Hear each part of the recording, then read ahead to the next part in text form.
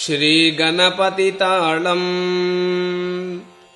विकटोत्कटसुन्दरदन्दिमुखम् भुजगेन्द्रसुसर्पगदाभरणम् गजनीलगजेन्द्रगणाधिपतिम् प्रणतोऽस्मि विनायकहस्तिमुखम्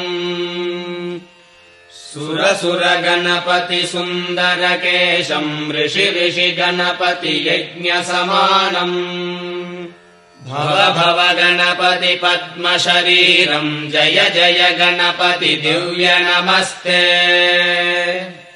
गजमुखवक्त्रम् गिरिजापुत्रम् गणगुणमित्रम् गणपतिमीशप्रियम्